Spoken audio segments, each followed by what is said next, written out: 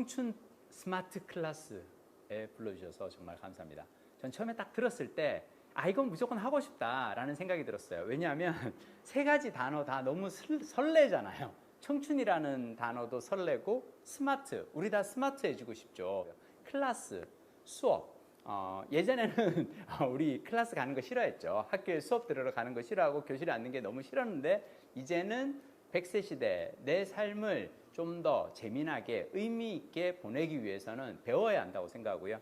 그래서 저는 이런 청춘과 스마트와 클래스가 함께하는 오늘 이 시간 기대됩니다. 달려왔습니다. 또 반드시 기억을 해야 돼요. 내가 주식에 투자한다 그러면 주식은 투자할 때 두 가지가 있어요. 반드시 기억해야 됩니다. 변동성이 있어요. 그다음에 리스크가 있어요. 변동성과 리스크가 꼭 기억해야 될 그 단어입니다. 변동성은 가격의 변화예요. 근데 내가 컨트롤할 수가 없어요. 가격이 올라갈지 내려갈지 나는 알 수가 없습니다. 그건 어쩔 수가 없어요. 신도 몰라요. 근데 많은 사람들은 이 변동성을 맞출 수 있다고 착각을 합니다. 그래서 변동성을 맞추는 거를 주식 투자라고 착각을 합니다. 그래서 변동성을 맞추는 거를 또 뭐라고 그러냐면 다시 영어로 많이 쓰는 용어입니다. 마켓 타이밍이라고 그래요. 시장을 예측한다 그러는 거죠. 그래서 여러분들 뭐 그런 얘기 많이 들었을 겁니다. 앞으로 시장이 안 좋을 거다. 그러니까 현금을 늘려라. 시장이 좋을 거다. 그러면 현금 비중을 줄여라. 그게 마켓 타이밍이에요. 여러분들 젊으신 분들 그리고 특히 주식 투자를 처음 시작하는 분들은 반드시 그렇게 하는 게 아니에요. 내 월급의 10%다 그러면 항상 투자가 돼야 되는 겁니다. 그걸 fully invest라고 그래요. 항상 투자가 돼 있어라. 어차피 여유 자금이다. 내가 주식 투자하는 이유는 노준비다. 50대 찾겠다. 60대 찾겠다. 그게 주식 투자예요. 그 다음에 이제 기억해야 될 단어가 뭘까요? 리스크입니다.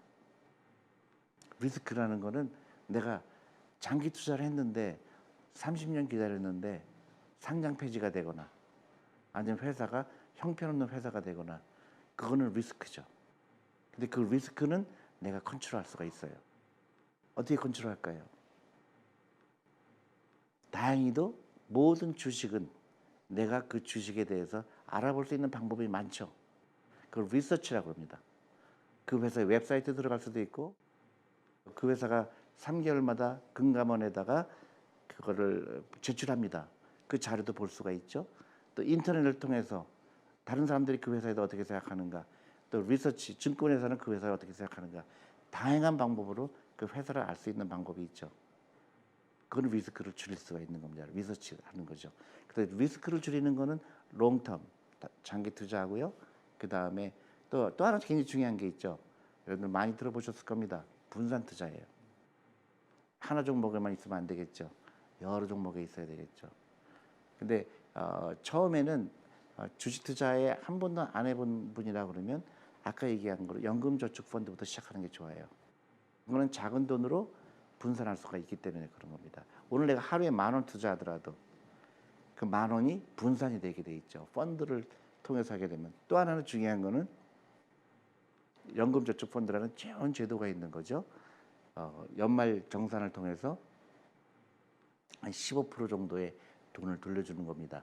그러니까 400만 원 투자할 경우에는 15%를 돌려주니까 이거는 너무너무 좋은 제도죠. 그리고 아무리 내가 돈이 없어도 400만 원을 반드시 만들려고 하는 노력이 필요하죠. 그러니까 퇴직연금 통해서 주식형 펀드에 투자해야 되고 그렇게 한다 그러면 여러분들 전혀 부자 되는 길이 멀리 있지 않습니다. 느꼈던 게 사람마다 중요한 가치가 다르다는 거를 굉장히 많이 느끼고 있어요. 근데 만나는 사람이 늘어나고 또 저 같은 경우는 이메일로 출연 신청을 받잖아요. 거기에 이제 쭉 뭐 여러 가지 사연들이 써 있는데 그걸 보면서 어떤 사람은 돈이 반드시 필요한 건 아니구나. 돈이 없어도 괜찮은 사람도 있구나. 이런 거를 많이 요즘에 알게 됐어요. 네. 어떤 분들이 그러니까 뭐 제가 만약에 이제 경제방송 PD인데 제가 돈을 너무 좋아한다면 만약 방송국에 있으면서 그렇다면 사고가 날 수 있겠죠. 네.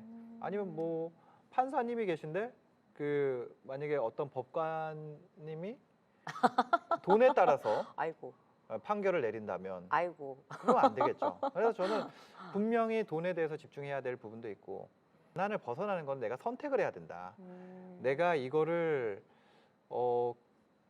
돈을 추구하는 방향으로 갈 건지 아니면 나는 원래 뭐 크게 불편하지 않은데 남 얘기 듣고 막 이렇게 살아야 되나 이렇게 할 필요는 없다는 거죠. 예. 그래서 그냥 돈을 벌려면 이제 정해지는 것 같아요. 해야 되는 것은 돈을 번다라는 거는 결국 뭔가를 공급한다는 거거든요.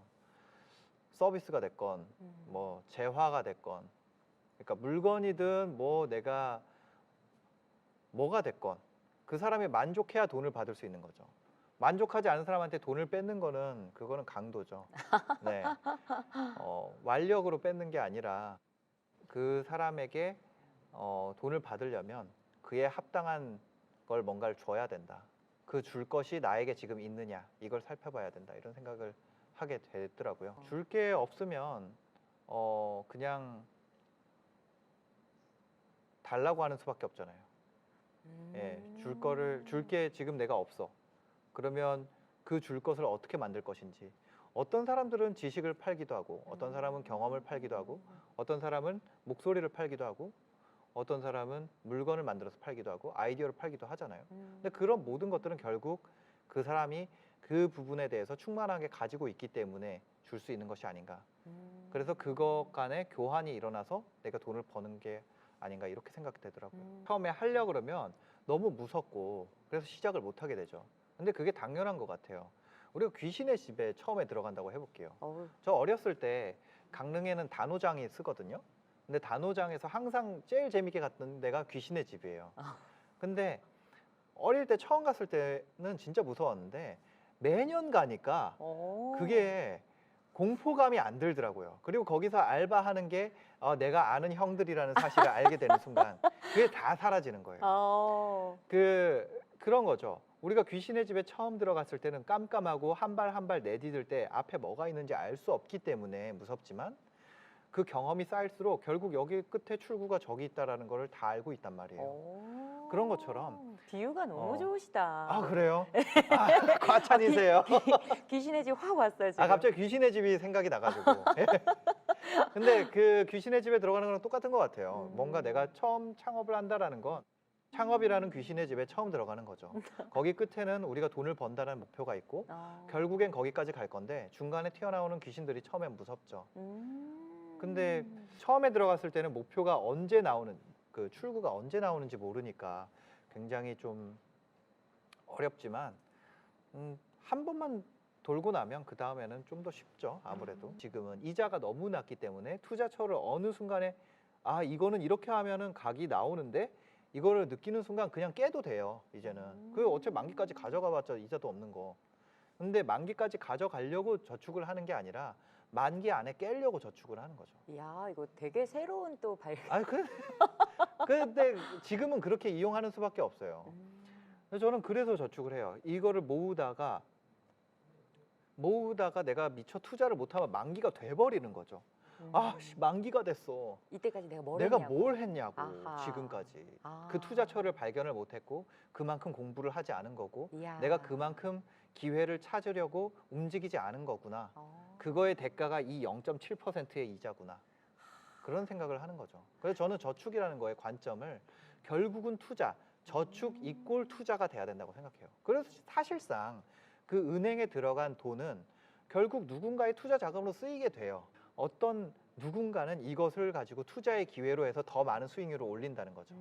그게 은행이 지금 존속하고 있는 이유고 그 예대가 있기 때문에 은행에선 계속 이익률이 계속 나오는 거 아니에요. 성장이 정체됐지만. 그러니까 현상적으로 봤을 때 우리가 저축한다는 행위는 투자를 준비한다는 것과 다를 바가 없고 좀 더 극단적으로 얘기하면 저축 자체가 투자다. 이렇게 얘기를 하고 싶은 거죠.